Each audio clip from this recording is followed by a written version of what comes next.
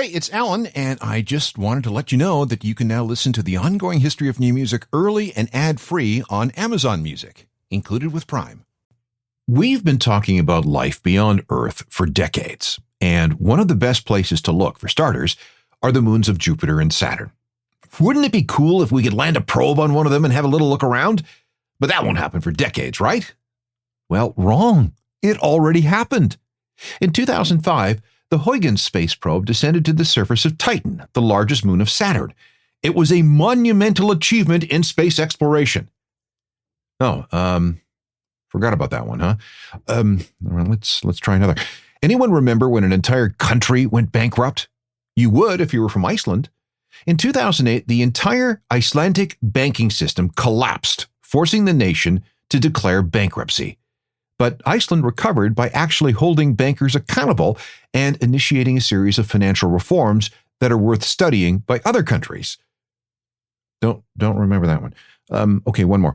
How about the BP Deepwater Horizon oil spill of 2010? It was the largest marine oil spill in history and caused an incredible amount of environmental and economic damage. They even made a movie about it, along with a bunch of documentaries. No? Okay. Well, my point is that news and world events come at us so fast and from so many angles, they occupy our attention for all of a hot minute. But then we either become overwhelmed or bored or distracted by something else. We move on and we forget, or we bury the information deep. I sometimes think that we're approaching the human limit of being able to process all the information that comes at us every second. And if we can't do that, we can't learn any lessons from the past. We can't understand why we are where we are, and we can't predict where we might go in the future. That's why it's important for us to stop, look back, and see what happened. This is Chapter 9 of the 100 Greatest Rock Moments of the 21st Century. So far. This is the Ongoing History of New Music podcast with Alan Cross. Hi there, I'm Alan Cross, and this is the 9th of 10 installments of a review of all the things that happened in rock over the last 25 years. We're a quarter of the way through the century, so this is a good time to take stock of things. We're looking at people, events, things, and developments that, if they didn't shape the course of music history, certainly were a big deal at the time. Again, this is my list based on everything I've seen and investigated with this show over the decades. If you were to put together your own list, it might contain different things or with everything ranked in a different order because your personal experiences and perspectives are different from mine, which is okay. That's the fun thing about lists. It's the arguing that comes with them. Before we begin with Chapter 9, if you missed any of the previous 8 installments that we've counted down from 100, they're all available as ongoing history podcasts. This time, though, we're looking at items 20 to 11. Item 20 is the slow shift in attitude when it comes to the notion of an artist selling out. Before 2000, the idea of an act licensing their music to a product or service was considered to be a giant sin, something that was punishable with scorn and ridicule. Calling a band a sellout was a giant insult that came with such weight that it could actually end a career. Today, everyone is licensing their music for something. Movie trailers, TV shows, commercials of all kinds. Licensing your music this way today is considered to be an essential part of any act's income stream. Why? Because acts need money to survive. Only the thinnest upper layer of musicians are making any meaningful money from streaming. Physical sales of music have dropped 90% in the last 25 years. You can only tour so much, and that's both expensive and exhausting. But if you can get a placement in a commercial or in a TV show, that's some quick, short-term cash. For a bigger artist, it helps replace lost income from physical music sales. For indie bands, a sync deal can make the difference between paying the rent or going hungry. The person perhaps most responsible for this is Moby. In 1999, he released his Play album. In a very big gamble, his management team offered all 18 songs on the album to ad agencies, film studios, and TV producers. This, they thought, would get Moby's music out to a wider audience, a far bigger audience than he'd ever had in the past through touring and radio airplay. And it worked. Companies like Nordstrom, Volkswagen, and Levi's bid. Every single track was licensed. Everyone heard about Moby as a result. And Play ended up selling 12 million copies. That was a big wake-up call to the artist community, especially in the 1 or 2 years that followed when music piracy exploded and physical sales cratered. The trend continued to the point where licensing music is now part of any artist's business plan. Selling out isn't a bad thing anymore. In fact, it's something to aspire to. That's how much the financial environment for artists has changed in the last 25 years. And all you have to do for proof is to turn on a TV and you'll hear it. Moby licensed this track to Kahlua. Wonder what that contract was worth. And I wonder how many people discovered Moby through a liqueur commercial. This is good.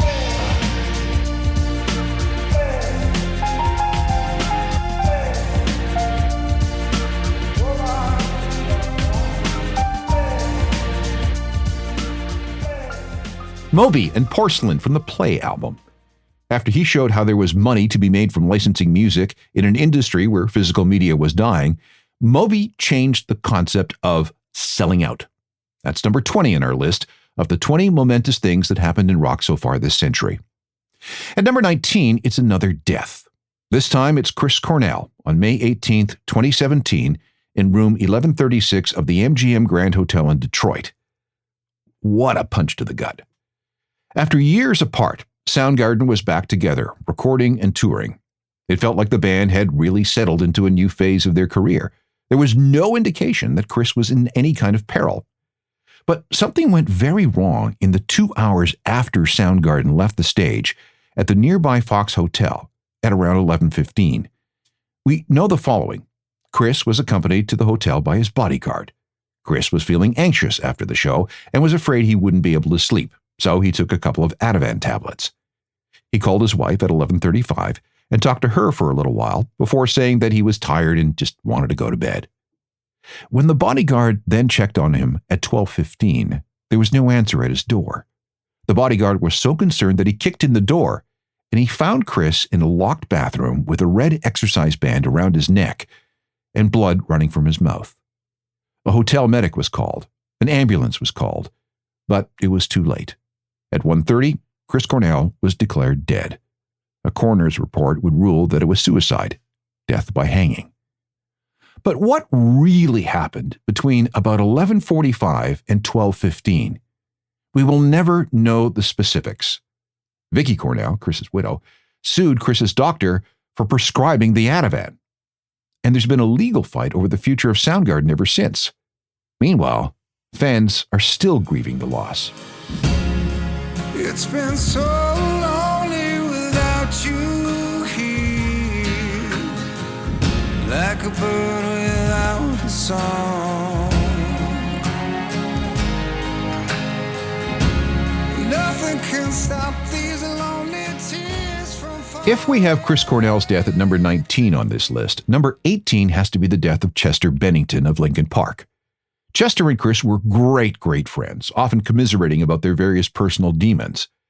Chester, though, seemed to have a certain fragile nature.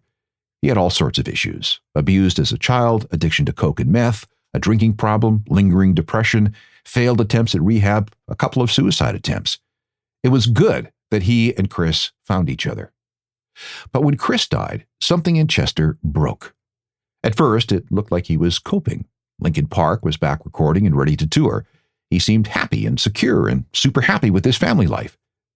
In July 2017, a couple of months after Chris passed, Chester bailed on a vacation with the family in Arizona, saying that he had to get back to LA for a Linkin Park video shoot. But something went very wrong on the evening of July 20th, 2017. The next morning, a housekeeper found his body hanging from a door in the bedroom. No drugs were found. There was no alcohol outside of a bottle of beer. The autopsy found nothing of concern in his blood. What happened? We have no idea. The only possible clue is that July 20th would have been Chris Cornell's 53rd birthday. I tried so hard and got so far, but in the end, it doesn't even matter. I had to fall to lose it all, but in the end, it doesn't even matter. The death of Chester Bennington, number 18 on our list of things that shook the world of rock so far this century. Linkin Park was absent from the scene for a long, long time after Chester's death as everybody tried to adjust. It was only in late 2024 that they returned with a couple of lineup changes, and we'll see how that plays out. Moving to number 17, it's the indie rock revival of the early 2000s.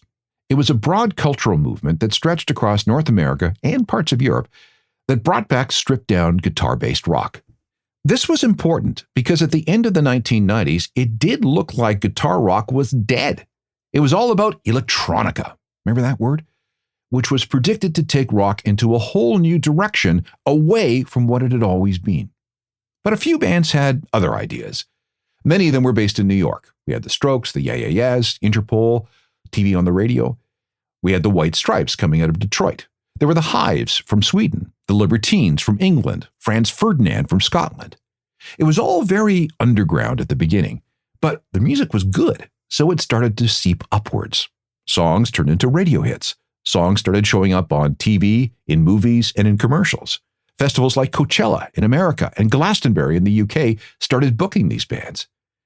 And let's not forget the impact of Napster and illegal file sharing. Suddenly, it was super easy to check out some band that you may have heard that was supposedly really cool. No more drudging around record stores looking for their stuff. The indie rock revival was one of the very first examples of how the new digital world could produce and sustain a brand new musical movement and trend. Many of these bands went on to do great things. The Strokes continued to be revered. The Hives are still with us. The Yeah-Yeah-Yeahs have an amazing reputation that extends through the Academy Awards. And do I really need to explain the impact of the White Stripes?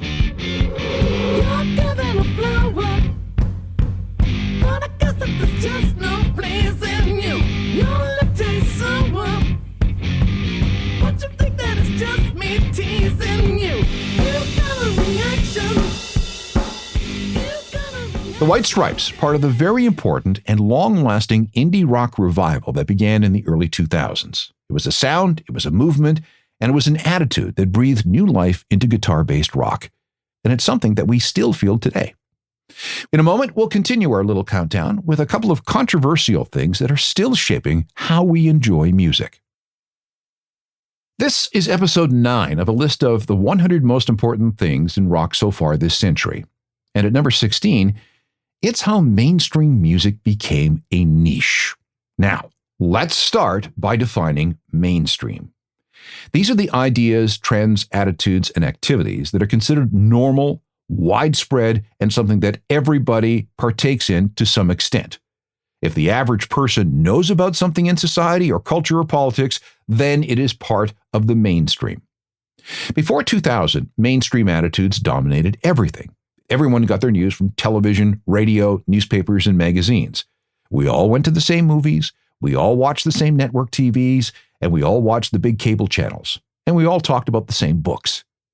When it came to music, we all generally listened to the same thing, or at the very least, we were all aware of all the music that was out there, even the stuff we didn't like. This is because we had such a very limited amount of music to choose from and very few avenues to listen to this music.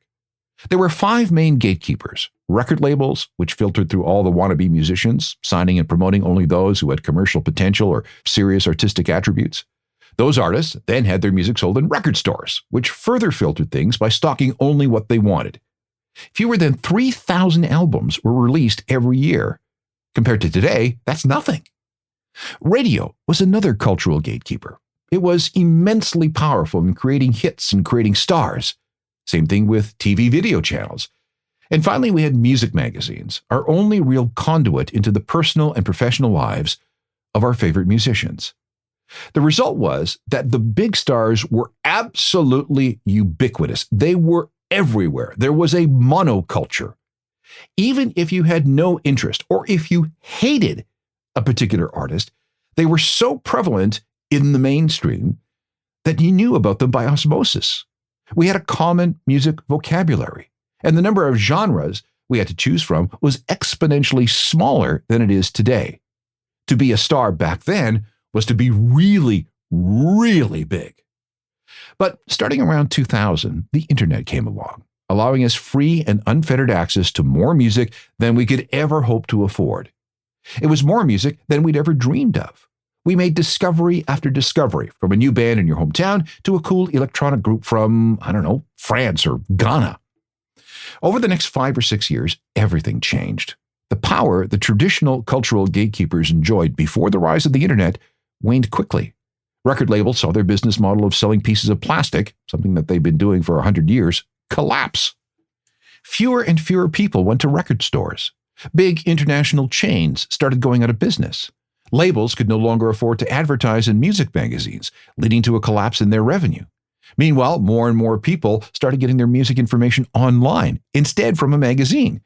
And, of course, we've talked about this, YouTube killed off music videos on television. About the only thing that has survived is radio, which is still powerful, profitable, and popular, although it has to share its position with the digital world these days. Still, though, everyone is now their own music director. We are able to listen to whatever songs we want, whenever we want it, wherever we happen to be, and on whatever device we happen to have. The bottom line is that music culture is now a series of disconnected, or barely connected, self-organizing music communities that come together and break up with alarming frequency. A common mainstream music culture we had before 2000 is gone. If you go back to the Bible and the Tower of Babel, that's what we got. Try this for a test. Walk up to a random person on the street and ask them to name 3 Taylor Swift singles. If this were 1995, Taylor would have been way more popular than she is today, and everyone would have been exposed to her music daily. So answering that question, name me 3 singles, would have been very easy. Today, though, unless you happen to pick a Swiftie, that person would probably have some trouble coming up with those titles. Now, we still have big stars, but unless you were around before 2000, you have no idea of how much bigger mainstream stars used to be. It's not something that you can quantify with streaming numbers or chart positions. It's a feeling. It's an understanding. It's this sensation of being part of something that everyone else is part of, and in which everyone participated to some extent. That doesn't happen anymore. For better or for worse, there is little common culture when it comes to music these days, which means that to be mainstream, having appeal to casual music fans who are happy with being able to sing along and tap fingers to the steering wheel and little else, is just to be part of another of many musical avenues and genres. There is no longer anything special about being mainstream. Are you gonna sing the mainstream? Are you gonna sing the mainstream? Or are you gonna make like lightning? The English singer Thea Gilmore singing about fighting against the mainstream, something that may be easier than ever thanks to the internet and the disappearance of a widespread common musical culture. At number 15 on this list of the top 100 moments in rock so far this century is something that is still playing out: the rise of Live Nation and Ticketmaster as the dominant forces in concerts. The story starts with the founding of Ticketmaster in 1976 in Phoenix. The original goal was to develop software for the just emerging computerized ticket market. Inventory needed to be tracked and controlled, pricing had to be maintained, and distribution had to be clear-cut. The big deal was that Ticketmaster's system allowed venues to manage ticket sales directly. The company grew slowly at first, but then a guy named Fred Rosen was hired as CEO in 1982, and he put things into overdrive. He was very aggressive about things like adding service charges, and this created a new revenue stream. Ticketmaster then expanded all across the U.S. and then North America, buying up competitors and creating important partnerships with venues, promoters, and sports teams. By the end of the 80s, no one could touch Ticketmaster's technology. Their software systems were superior, and this allowed the company to convince venues and promoters to sign exclusive agreements. They also bought Ticketron, their main rival, in 1991. Ticketmaster embraced the internet in the 90s, launching an online platform in 1996, which was very, very early in the game. By the end of the decade, Ticketmaster was an extremely valuable company. It was sold a couple of times over the next 10 years, culminated with it turning into a publicly traded company in 2008. And then came Live Nation. Okay, put a pin in that. Live Nation went through a long evolution too. It started as SFX Entertainment in the 90s, a regional concert promoter. But then it quickly acquired other local promoters. By 2000, SFX was the largest concert promotion company in the world. At that point, it was sold to Clear Channel Communications for $4.4 billion. Now we have Clear Channel Entertainment, which consolidated concert promotion with its radio properties. This was a very bumpy ride, so Clear Channel spun everything off into a separate division in 2005, and that spinoff was renamed Live Nation. Live Nation immediately went into growth mode, buying up even more smaller promoters. They also had the idea of creating their own computerized ticketing company, but that proved to be very difficult, so in 2010, the decision was made to buy Ticketmaster. There were regulatory concerns about this, but the merger was allowed by all the authorities, and this made the combo of Live Nation and Ticketmaster the dominant players in all of the live venue world. There's almost no country in the world where Live Nation and Ticketmaster don't operate. In 2024, Live Nation ran 11,203 separate events, while Ticketmaster sold over 118 million tickets. Plus, Live Nation Ticketmaster is also involved in owning and managing over 200 venues. There is no other entity that shapes how we buy tickets to shows, how live events are promoted, and what we get when we go to gigs. Now, is that good or bad? Is the Live Nation Ticketmaster combo too big and too powerful? Are there practices that add up to an antitrust situation? That's been debated for years, and unless governments step in to break things up, that debate will continue. There's another aspect to this too. Live Nation has created partnerships with specific artists. In March 2008, they struck a 12-year deal with U2 that covered multiple aspects of their career. That included touring, merch, and a complex digital strategy. That was insanely successful, turning U2, for a time, into the richest touring band in the world.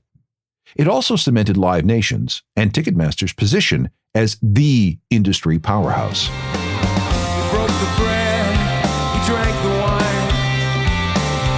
Everybody having a good time. So Q, you're still talking at the end of the world.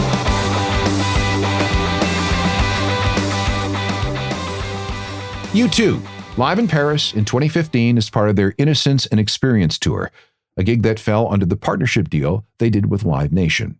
And the rise of Live Nation and Ticketmaster is number 15 on our list of the biggest moments in rock so far this century. At number 14, I have the ubiquity of cell phones at concerts. The century began with concert tickets emblazoned with the warning, "No cameras or recording devices allowed." 99% of artists and promoters were dead against anyone bootlegging shows and even taking unauthorized pictures. They wanted complete control. I remember going to shows where cameras were confiscated at the door, even ones that had been carefully hidden somewhere. And woe to anyone who brought in a tape machine or something similar. But with the rise of smartphones after about 2007, this became a losing battle. Promoters gave up enforcing that rule, and acts, more or less, just learned to live with it. Now, mostly. There have been one or two reactions. The first is to make concerts as social media friendly as possible. Can't beat them, join them. We now call this making gigs Instagrammable and TikTok ready. If fans are going to take videos and pictures, at least give them something interesting to shoot. You can put Coldplay in this category. The other tactic is to crack down even harder. Sick of seeing people distracted by their phones and insisting on watching a gig through their tiny screens to capture video that will probably never be seen again, well, maybe once, artists have gone real hardcore. Groups like Green Day are always admonishing cell phone-obsessed fans from the stage, demanding that they be in the moment. And guys like Jack White won't let you into one of his gigs unless you lock your cell phone in a bag that won't be unlocked until you leave. We've also seen a generational divide. Younger fans consider their mobile phones to be part of the concert experience. Many older concertgoers hate that. It's all part of a larger conversation about how technology should be used in public spaces. The bottom line is that we're working on creating some kind of balance. Except if your name is Jack White, of course. My veins are blue and connected, and every single bone in my brain is electric. But I dig bitches like the best of them. Your trouble, her girl,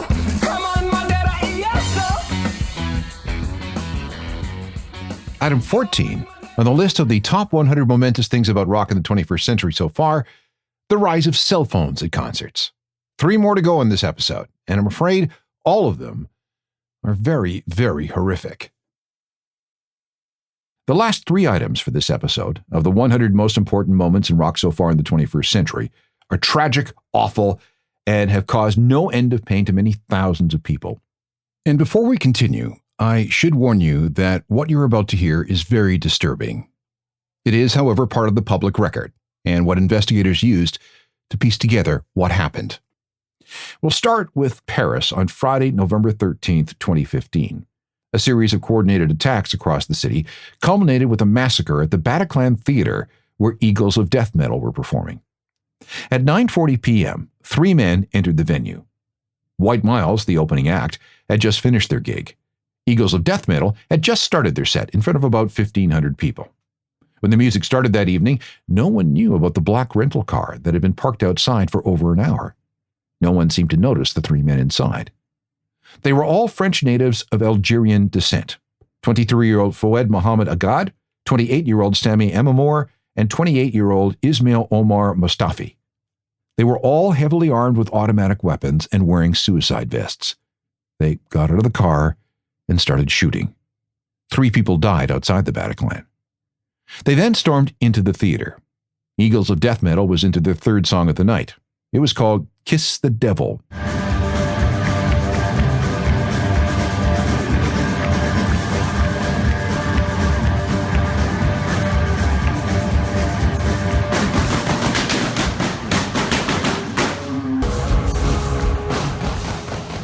As people fled, gunshots could be heard outside.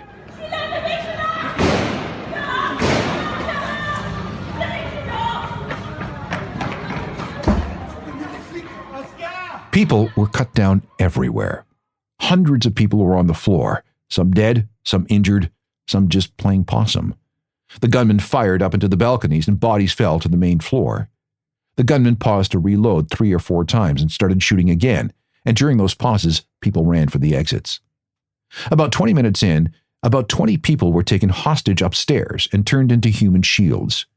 At 10:15, one of the terrorists was shot by police on the main floor just as he detonated his suicide vest. The upstairs room with the hostages was later stormed and the terrorist taken out. By 1 a.m., it was all over. 90 people died, mostly during the first 20 minutes of the attack. Hundreds were wounded. It took 10 hours to remove all the bodies and even longer to identify everyone because so many people had left their IDs in their checked coats. Jesse Hughes, the singer for Eagles of Death Metal, spoke about what he saw from the stage. You know, when you watch someone give their life for someone they love, which I saw that night. I didn't just see people getting murdered. I saw people jump up and jump in front of bullets for the ones they loved and give their life.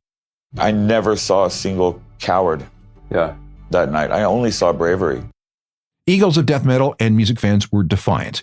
On February 16th, 2016, the band returned to Paris to finish the show and to pay tribute to those who died, including the group's merch manager, Nick Alexander. I look around and I see, how do I say it? Those I meet, our friends. I love you guys so hard and I will never stop rocking and rolling. Can you dig it? I'm filled up with life, unbearable guys. A smile on my face. But I love you all.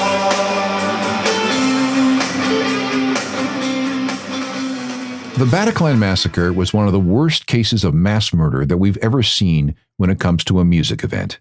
But it was not the worst. This leads us to number 12 on our list. On October 1st, 2017, the Route 91 Harvest Festival was happening in Las Vegas, across the street from the Mandalay Bay Hotel on the Strip in a place known as Las Vegas Village. 22,000 people were there. At around 10, Jason Aldean took the stage. Starting at 10:05 and continuing for 10 awful minutes, 64-year-old Stephen Paddock, a Vegas regular who gambled a lot, opened fire on the crowd from room 134 on the 32nd floor of the Mandalay Bay Hotel.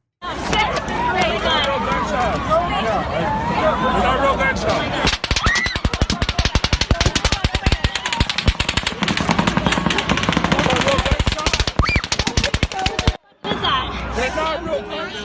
By the time everything stopped, 58 people were dead, with 2 dying later from their wounds. 413 people suffered gunshot wounds, and at least 867 people were injured. Paddock was found dead of a self-inflicted gunshot wound. A huge arsenal of weapons, 24 firearms, including a bunch of assault-style guns and thousands of rounds of ammunition, were found in the room.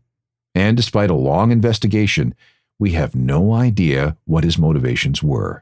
And this remains the deadliest mass shooting by a lone gunman in American history. Like I said, this was a country festival, but this awful event set a lot of security protocols in place that are now used by festivals around the world, especially in America. After what happened at Route 91, U.S. festivals are different places. Finally, for number 11 on this list, we have to include the Hamas attacks on the Supernova Festival in Israel on October 7, 2023. Supernova was an EDM event. It had roots in a Brazilian event that began back in 2000. It was coordinated for the Jewish holidays and was promoted as a celebration of friends, love, and infinite freedom. Most of the 3,500 people in attendance were between the ages of 20 and 40. Just after sunrise, the festival came under attack from Hamas fighters as part of a bigger push into Israel. They came on foot, on motorcycles, in trucks, and powered paragliders. They were armed with AK-47s, assault rifles, hand grenades, and rocket-propelled grenades. The festival grounds were surrounded, and the attackers opened fire on anyone they could see. Many of those who tried to escape were caught and executed on the spot. There were at least 364 people killed, including 17 police officers. There were hundreds of injuries, and a number of festival goers, 40 maybe, were taken hostage and hustled back to the Gaza Strip. There were also many reports of sexual assaults on both men and women. It was the largest terror attack in the history of Israel and the worst massacre of Israeli citizens ever. It was the worst killing of Jews since the Holocaust. Israel, of course, retaliated for the Supernova attack and similar attacks across the country. And since October 7, 2023, tens of thousands of people have died. Since then, there have been investigations, memorials, tributes, exhibitions, and documentaries. I don't know what else to say. One of the DJs booked for the festival was a British psych trance artist named Man with No Name. People have been waiting to hear him perform tracks like this.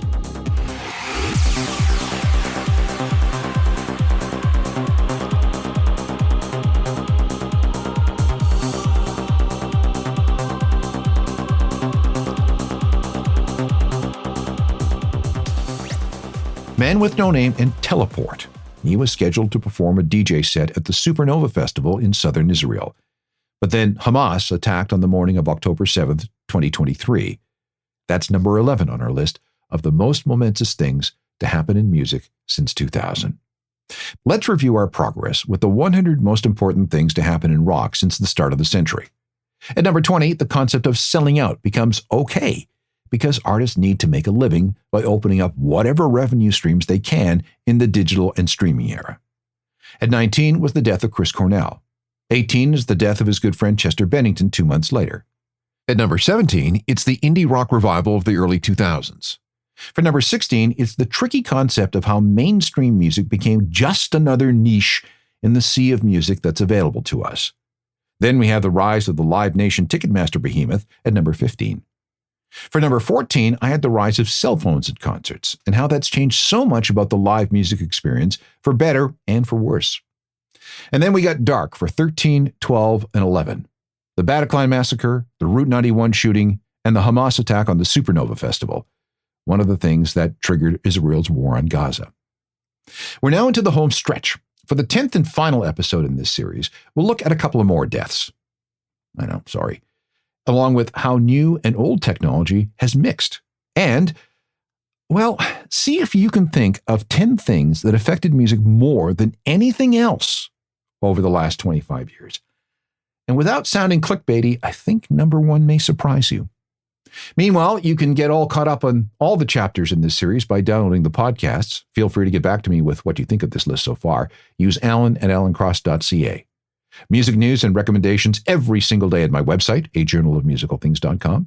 Get the daily newsletter. It's free. And we can also meet up on most of the social media networks.